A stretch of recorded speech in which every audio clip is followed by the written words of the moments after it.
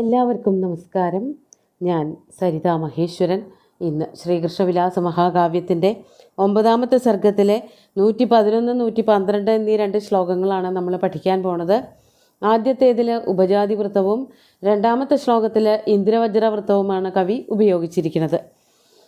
ഇവിടെയും യുദ്ധവർണ്ണന തന്നെയാണ് നടത്തുന്നത്. നമുക്കാദ്യം 111ാമത്തെ ശ്ലോകം നോക്കാം.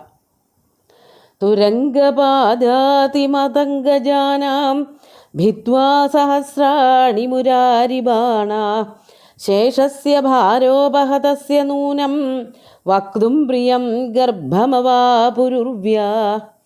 ആദ്യം പദച്ഛേദം പറയാം. തുരംഗപാദാതിമതംഗജാനാം ഭിത്വാ സഹസ്രാണി മുരാരിബാണാഃ ശേഷസ്യ ഭാരോപഹതസ്യ നൂനം വക്തും പ്രിയം ഗർഭം അവാപു ഉർവ്യാഹ. അവസാനത്തെ വരിയിൽ അവസാനത്തെ 3 വാക്കുകൾ മാത്രമേ ഉള്ളൂ പദച്ഛേദം പറയാൻ. ഇവിടെ പറയണത് എല്ലാ ഭടന്മാരെയും ആക്രമിച്ചു എന്നുള്ള രീതിയിലാണ് ഇതുവരെ പറഞ്ഞത്. ഇപ്പോൾ ഭടന്മാരെ മാത്രമല്ല, യുദ്ധത്തിൽ വന്നിരുന്ന ചതുരംഗ പടകൾ അവരെ എല്ലാവരെയും തന്നെ ഒതുക്കുകയായിരുന്നു, യുദ്ധം ചെയ്ത് ഒഴിവാക്കുക, അല്ലെങ്കിൽ യുദ്ധത്തിൽ അവരെ തോൽപ്പിക്കുകയായിരുന്നു ശ്രീകൃഷ്ണനും ബലരാമനും കൂടി ചെയ്തതെന്നാണ്. നമുക്ക് അന്വയത്തിലേക്ക് കടക്കാം. മുരാരി ബാണാഹ, ഇവിടെ എടുത്തു പറയണത് ശ്രീകൃഷ്ണൻ അയച്ചതായ അസ്ത്രങ്ങളെ പറ്റിയിട്ടാണ്. ആ അസ്ത്രങ്ങൾ എന്താണ് ചെയ്തതെന്ന് പറയാണ്. മുരാരി ബാണാഹ, മുരാരിയുടെ ബാണങ്ങൾ, ശ്രീകൃഷ്ണൻ അയച്ചതായിട്ടുള്ള അസ്ത്രങ്ങൾ. അവ എന്തു ചെയ്തു? തുരംഗ പാദാതി മതംഗജാനാം സഹസ്രാണി ഭിത്വ. തുരംഗം, തുരംഗമം എന്നൊക്കെ പറഞ്ഞാൽ കുതിര എന്നർത്ഥം. തുരംഗം. അതുപോലെ പാദാതി, പാദാതി എന്ന് പറഞ്ഞാൽ കാലാൾപ്പട, കാൽ കൊണ്ട്, അതായത് പ്രത്യേകിച്ച് വാഹനങ്ങളോ മൃഗങ്ങളോ ഒന്നുമില്ലാതെ നടന്ന് ഓടി യുദ്ധം ചെയ്യുന്നവർ, അവരെയാണ് പാദാതികൾ, പത്തികൾ എന്നൊക്കെ പറയും, കാലാൾപ്പടകൾ. അതുപോലെ തന്നെ മതംഗജങ്ങൾ ആനകൾ. അപ്പോൾ ഇവിടെ കുതിരകളെന്ന് പറഞ്ഞത് കൊണ്ട് കുതിരപ്പുറത്ത് കയറിയിട്ട് യുദ്ധത്തിന് പോണവരുണ്ട്, കുതിരകളെ പൂട്ടിയിട്ടുള്ള രഥത്തിൽ കയറിയിട്ട് യുദ്ധത്തിന് പോകുന്നവരുണ്ട്. അപ്പോൾ അത് 2 വിധത്തിലുള്ള സൈന്യങ്ങളായി.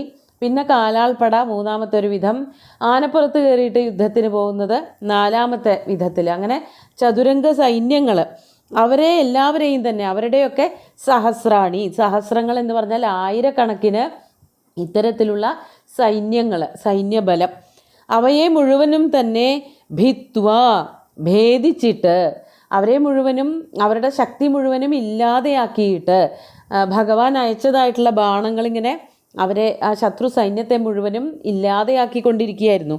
അതാണ് ഭിത്വ ഭാരോപഹതസ്യ ശേഷസ്യ പ്രിയം വക്തും നൂനം ഉർവ്യാഹ ഗർഭം അവാപു. അടുത്ത വാക്യത്തിൽ എന്താണ് ഭഗവാൻ ചെയ്തുകൊണ്ടിരുന്നത്, അതുകൊണ്ട് ആർക്കാണ് ഉപകാരം ഉണ്ടായത് എന്നുകൂടിയാണ് പറയണത്. ഭാരോപഹതസ്യ ശേഷസ്യ. ശേഷൻ എന്ന് പറഞ്ഞാൽ അനന്തനാണ്, ശ്രീ അനന്തൻ, അനന്തനാഗം. ആ പാമ്പാണല്ലോ ഈ ഭൂമിയെ മുഴുവനും ശിരസിലേറ്റി ഇങ്ങനെ നിൽക്കണത്. അങ്ങനെ വലിയ ഭാരം വരുമ്പോൾ അനന്തൻ്റെ ശിരസ്സുകൾ കുനിഞ്ഞു പോകുന്നുണ്ട് എന്നും, അങ്ങനെയാണ് ഭൂകമ്പമൊക്കെ ഉണ്ടായിരിക്കുന്നത് എന്നുള്ളതുമാണ് പണ്ട് കാലത്തൊക്കെ വിചാരിച്ചു വച്ചിരുന്നത്. ഒരു പൗരാണിക സങ്കല്പം മാത്രമാണത്.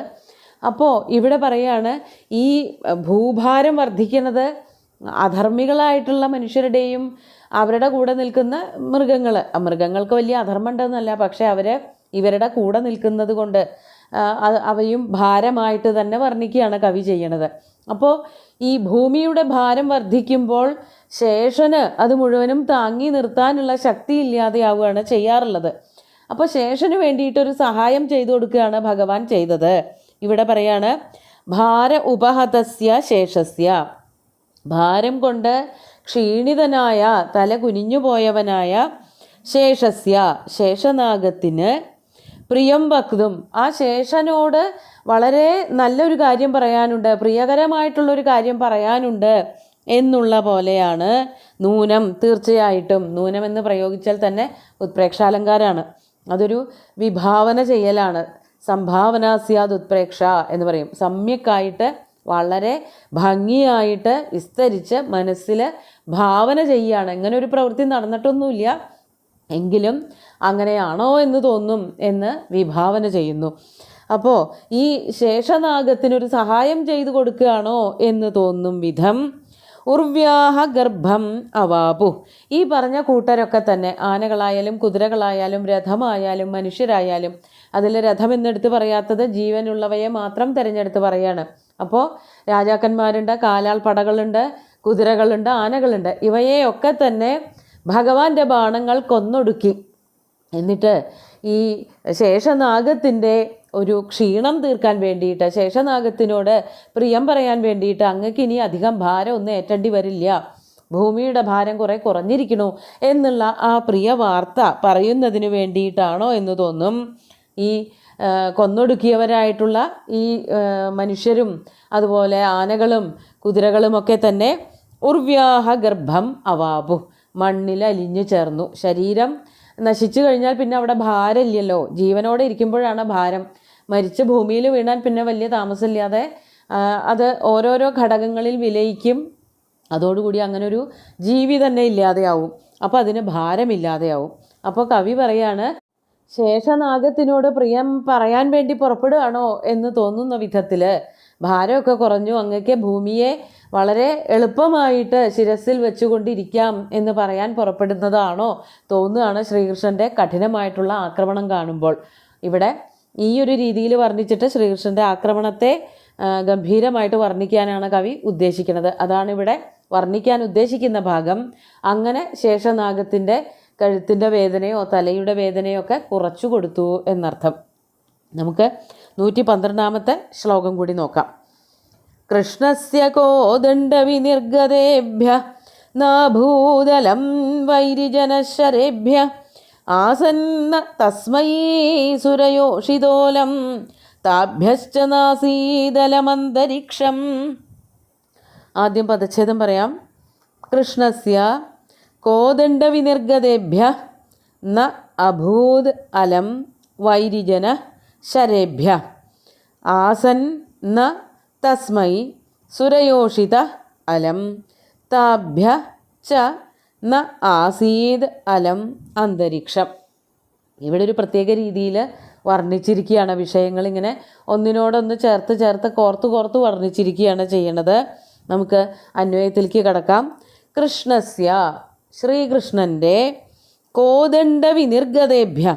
കോദണ്ഡം എന്ന് പറഞ്ഞാൽ സാധാരണയായിട്ട് ശ്രീരാമൻ്റെ വില്ലിനെയാണ് പറയാറുള്ളത്.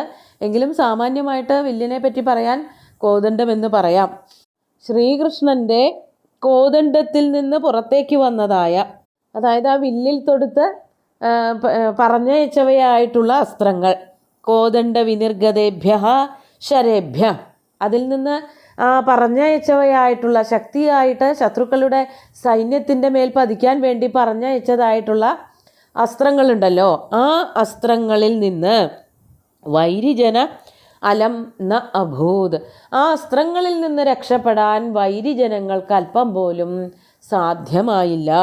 വൈരിജനത്തിന് ഈ അസ്ത്രപ്രയോഗങ്ങളിൽ നിന്നും രക്ഷപ്പെടാൻ സാധിച്ചില്ല.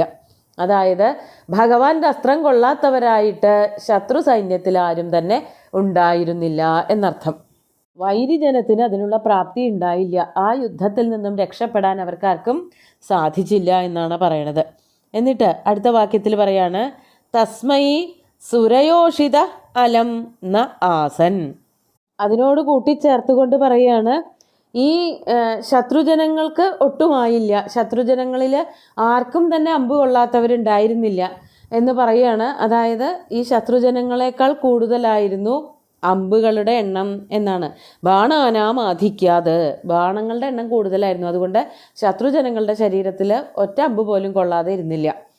എന്നിട്ട് പറയാണ്, ആ ശത്രുജനങ്ങളെ വെച്ച് നോക്കുമ്പോൾ സുരയോഷിത്തുകൾ, അതായത് സ്വർഗസുന്ദരിമാരായിട്ടുള്ള സ്ത്രീകൾ, അപ്സരസുകൾ എന്നർത്ഥം, അവരോ തസ്മൈ സുരയോഷിത അലം ന ആസൻ. അവരെ വെച്ച് നോക്കുമ്പോൾ സുരയോഷിത്തുക്കൾക്കും അതിനുള്ള ശക്തി ഉണ്ടായില്ല. അതായത് ശത്രുജനങ്ങളെക്കാൾ കുറവായിരുന്നു സുരയോഷിത്തുകൾ. അപ്പോൾ സുരസുന്ദരിമാരായിട്ടുള്ള ജനങ്ങളെ വെച്ച് നോക്കുമ്പോൾ അതിനേക്കാൾ കൂടുതലുള്ളവരായിരുന്നു ശത്രു സൈന്യം. ഇനി അതിനേക്കാൾ കുറവായിരുന്നു അന്തരീക്ഷം. അതാണ് അടുത്തതായിട്ട് പറയണത്. താഭ്യ അന്തരിക്ഷം ച അലം ന ആസീത്. അതിനേക്കാൾ കുറവായിരുന്നു അന്തരീക്ഷം. അതായത് ഈ പറഞ്ഞ എല്ലാ ദിക്കിലേക്കും അസ്ത്രങ്ങൾ പോയി. ഈ യുദ്ധം കാണാൻ വേണ്ടിയിട്ട് കുറേ പേര് അവിടെ വന്ന് നിന്നു എന്ന് പറഞ്ഞുല്ലോ.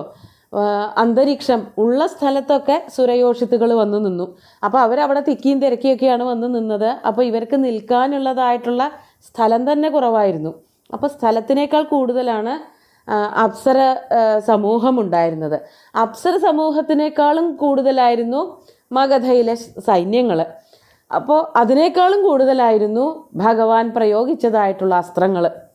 അപ്പോൾ ഇവിടെ പറയാൻ ഉദ്ദേശിക്കുന്നത് ഇതാണ് എന്നാണ് മനസ്സിലാക്കാൻ പറ്റണത്. ഇതിനെ ഒരു അലങ്കാരമായിട്ട് പൂർവാലങ്കാരം എന്നാണ് പറയണത്.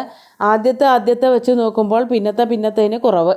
അപ്പോൾ ഏറ്റവും കൂടുതൽ അസ്ത്രങ്ങൾ, അതിനേക്കാൾ കുറവ് ശത്രുക്കളേക്കാൾ കുറവ് അവിടെ കൂടിയിരിക്കുന്ന അപ്സരസ്ത്രീകളേക്കാൾ കുറവ് അവിടെ ഉണ്ടായിരുന്ന സ്ഥലം. അവിടെ തമ്പടിച്ച് കൂടി നിന്നുകൊണ്ട് യുദ്ധം കാണാനുള്ള സ്ഥലവും കുറവായിരുന്നു. അപ്പോൾ ഇവിടെ പറയാണ് ഈ എല്ലാ ദിക്കിലേക്കും അസ്ത്രങ്ങൾ വ്യാപിച്ചു എന്ന് പറയാൻ വേണ്ടിയിട്ടാണ്. അവിടെ കൂടിയിരുന്ന ശത്രുക്കളുടെ മേലേക്കും അസ്ത്രം വർഷിച്ചു, സുരയോഷിത്തുകളുടെ ശരീരത്തിലേക്ക് വരെ അസ്ത്രങ്ങൾ വ്യാപിച്ചു, അന്തരീക്ഷത്തിലും അസ്ത്രങ്ങൾ വ്യാപിച്ചു. അത്രയ്ക്കധികം അസ്ത്രങ്ങളാണ് ഭഗവാൻ ഇവരുടെ എല്ലാവരുടെയും നേർക്ക് അയച്ചു കൊണ്ടിരുന്നത് എന്ന് പറയാനാണ് കവി ഉദ്ദേശിച്ചത് എന്നാണ് മനസ്സിലാവുന്നത്. അല്ലെങ്കിൽ ഈ ശത്രു സൈന്യത്തെ വെച്ചുകൊണ്ട് സുരയോഷിത്തിനെ വെച്ചുകൊണ്ട് അന്തരീക്ഷത്തെയും ഒക്കെ വർണ്ണിക്കേണ്ട ഒരു ആവശ്യം എന്താണ് എന്നുള്ളത് വ്യക്തമാക്കാൻ വേറെ വഴിയൊന്നുമില്ല.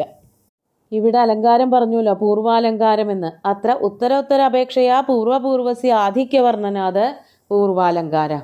ആദ്യം പറഞ്ഞതിന് പിന്നെ പറയുന്നതിനേക്കാളും ആധിക്യമുണ്ട്. അതുകൊണ്ടാണ് ഇവിടെ പൂർവാലങ്കാരം എന്ന് വ്യാഖ്യാതാക്കൾ പറഞ്ഞിരിക്കുന്നത്. അങ്ങനെ ഭഗവാന്റെ അസ്ത്രങ്ങളുടെ ഒരു ആധിക്യത്തെ പറ്റി പറയാനാണ് കവി ഈ ഒരു രീതി അവലംബിച്ചത്. നമുക്ക് ശ്ലോകങ്ങൾ ഒന്നുകൂടി ചൊല്ലി നോക്കാം.